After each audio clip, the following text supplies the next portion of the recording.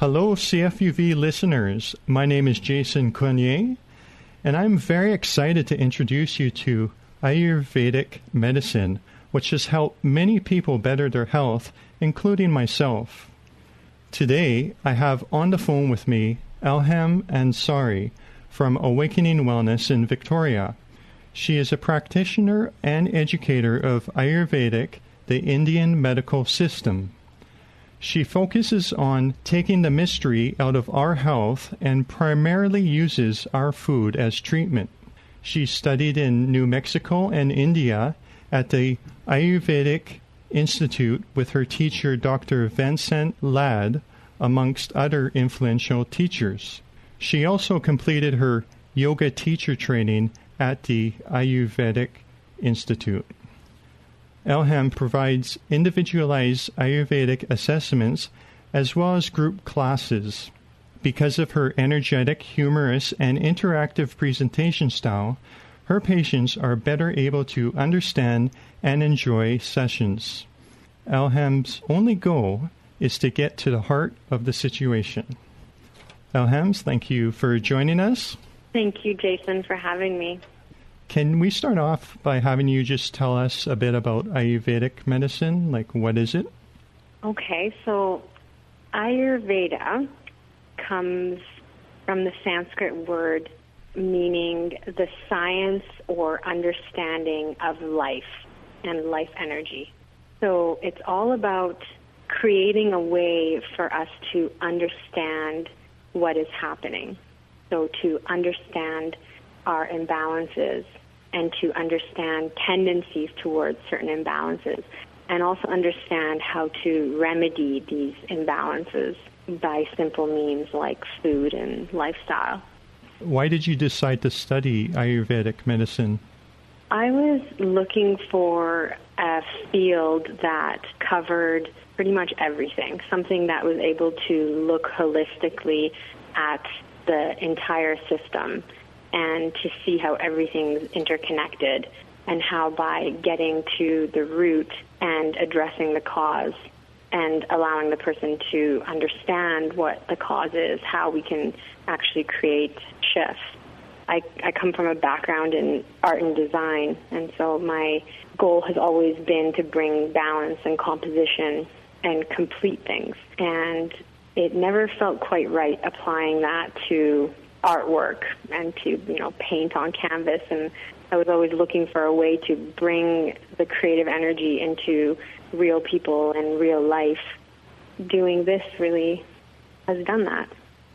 And in our discussion of Ayurvedic medicine, we could probably talk for hours because I know it covers a wide range of treatments. For our time here, I would like to focus on digestive disorders because I feel, and I know you agree, that digestion is the core of your health. So could you talk about one of my favorite terms that you used, your digestive fire? What is that, and how do we keep that going? Yes, so the idea there is that all disease, at least from a traditional medical perspective, in its early stages expresses itself in our digestive tract. And as we can see in modern societies today, there is an epidemic of digestive disorders. Mm-hmm. And we're also seeing an epidemic of fully manifested diseases as well, such as cancer, diabetes, arthritis, heart disease, so on and so forth. So what we can see is if we can understand digestion and how to support and not hinder digestion, then we can actually stop the disease process in its beginning stages. The goal is digestion. So the goal is to fully digest and transform everything that goes through us. Because if the molecule is not fully digested, then it's left lingering as an undigested molecule.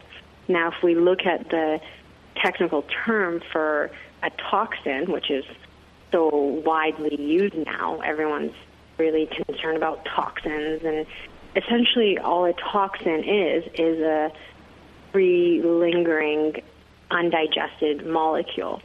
So even if we take all the greatest elixirs of the gods, but we don't digest it properly, then they too are left as toxins in our system. So the goal is really digestion, and it's understanding how to support and not hinder digestion. Yeah. And what's interesting is in current day society, we are so incredibly health obsessed, right? And we're searching and going to all these drastic means.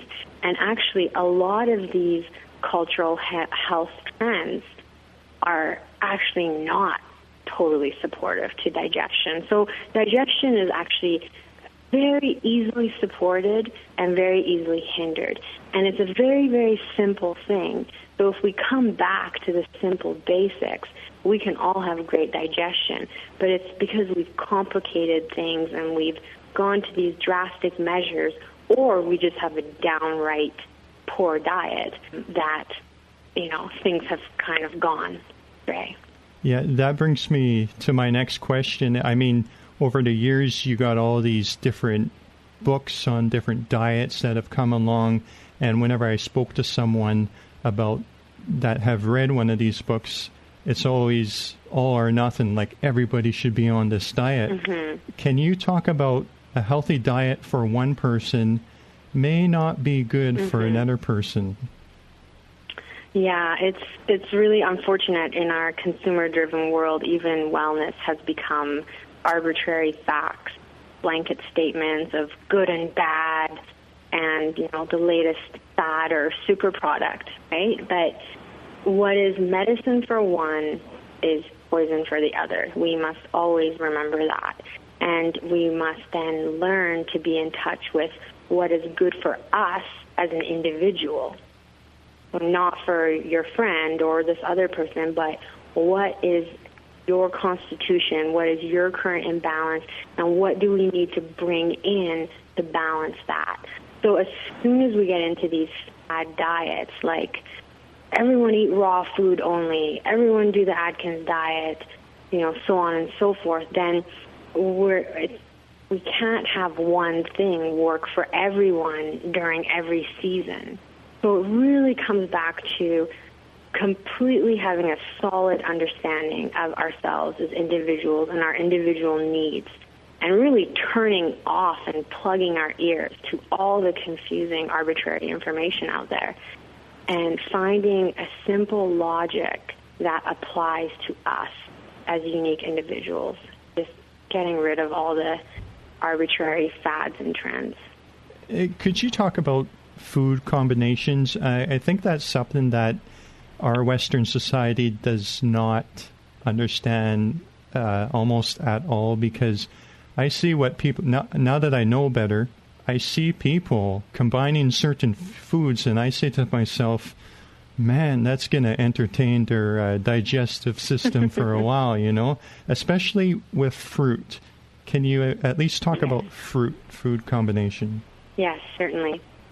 So again, in sort of this health-obsessed world, we have, this product is so great, this product is so great. So then we have our morning Vitamix smoothie with 40 of the greatest superfoods all blended together. But the unfortunate thing is that different kinds of food have different processes required within the digestive system. They require different enzymes, different combinations of acids, and also different timing in the digestive tract.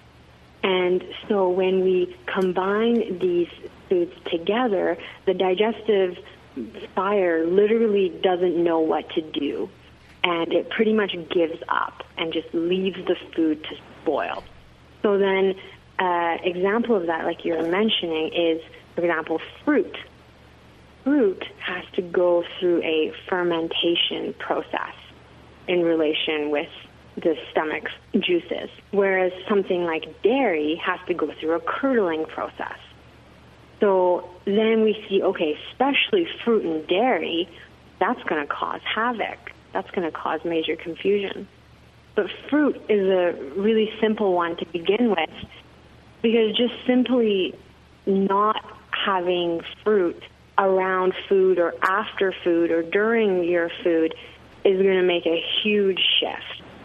Or removing fruit from, if you are doing a morning smoothie, like taking out the fruit, right? Or splitting that smoothie into a few different smoothies so they're not combating each other in the digestion process. So fruit is a really easy one to start with, and once you remove your combining of fruit with everything, you're going to notice huge improvements. Yeah. Most digestive disorders are due to improper food combining. And also combinations are the fastest way, or improper combinations are the fastest way to create toxicity, because as we said before, anything that's not digested is left lingering as a toxin. So as soon as you have a poor food combination, then everything there is essentially left as undigested molecules. So you're saying that you're not saying don't eat fruit, but you're saying maybe eat fruit by itself. You got it. So eat fruit by itself. And, I never like to lay out total blanket statements, and I always like to give all the explanation. So when it comes to fruit, the more acidic fruits, like, oranges or lemons and limes, especially lemons and limes, like you can definitely mix that in with your food, of course. But it's more the fruit like banana or melon or apple or pear. Those fruits definitely should not be combined with your meal. Yeah. And especially after a meal, right? Because if we eat fruit before a meal, the stomach is empty, and so it only takes about 25 minutes, different for every person, but let's say about an average of 25 minutes, then it's left your stomach, and then you can bring in more food. But after a meal, then you've just caused havoc. The best time to have fruit is between meals. If I have asked you this question before, and I think it's something that it's just general information that is good for our listeners. If I'm at home, I can control the food that I eat. I could get the best oils. I can get the organic greens. I could get the, all the good stuff at home. If I eat out, I have no control over my food. If I don't have control over my food, then I find sometimes that food, causes, like I might get gassy later, or, even an hour after I eat. Can you talk about ginger and lemon tea and how that can help people? Just a simple thing to help people after a meal? Certainly. The difference between having ice water with your not so favorable meal or having hot water and lemon with that meal is huge. So if we were to have ice water with that meal at the restaurant, then now not only is the food itself really difficult to digest, but you've also put ice water on your fire that you're expecting to digest that food. So if we switch that with, asking the server, can I have some hot water and lemon, which they're usually okay with, then that is now going to actually allow the digestion of that food. So there's always a way to remedy what's happening. And the reason why the lemon water would support it is because it's going to assist the digestive fire is warm, it's hot. So bringing in ginger tea or hot lemon water is going to assist the digestion of that food during and after your meal. I don't know if that's common knowledge, but it wasn't common knowledge to me. So I definitely use that now. One last question. I think it's important to mention this. Today, people want instantaneous gratification, right? So you want this 42-inch TV. You can't afford it, but you use your credit card to get it. So presto, instant gratification. In the health field, you have a little problem, you're a little bit sick. Most effort that people want to put in is go get the pill, take it for a week, and presto, I'm better. With you, it's a little bit different. The patient has to play a part in achieving their health go. They have to put in some effort. How does it work with you? The goal, like the common saying, is, teaching a man to fish rather than providing the fish.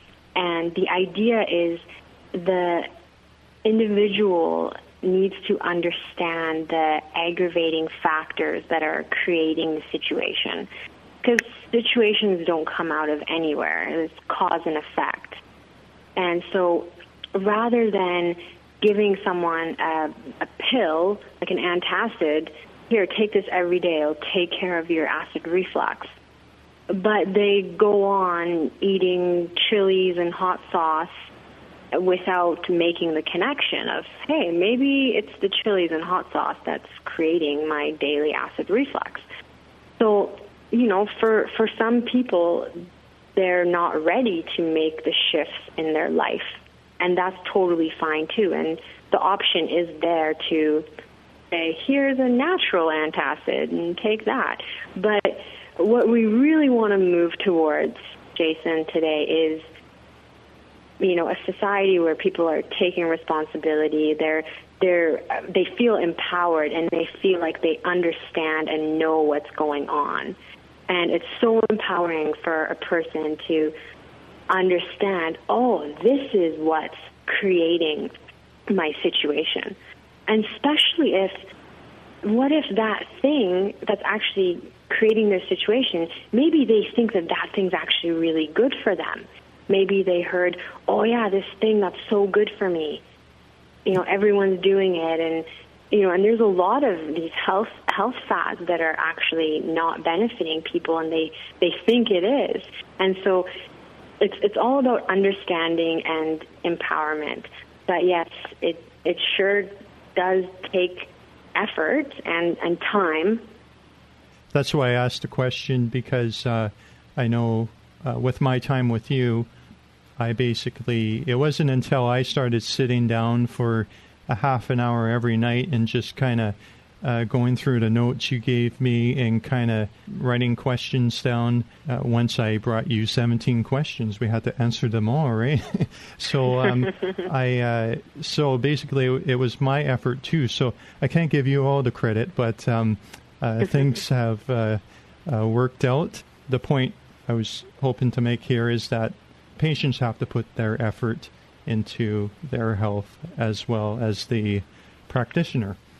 So that is all the time we have today. Is there any websites or any place where our listeners can get more information about Ayurvedic medicine? Yeah, certainly. I'm currently practicing out of the Awakening Wellness Center here in Victoria. The website for that is awakeningwellnessvictoria.com. We have all sorts of great services and education and also great products here. Yeah, and I know your instructor was Dr. Vasant Lad, yes. Vasant Lad, so, and he also has some books out, so yes. That's another place. So. Yeah, definitely if anyone out there is looking for literature on Ayurveda, it's best to just stick with Dr. Lad's material because you don't want to get confused with other material. There's a lot of material out there, and he really takes it to the heart of the matter. Well said, and thank you for joining us. Thank you very much, Jason.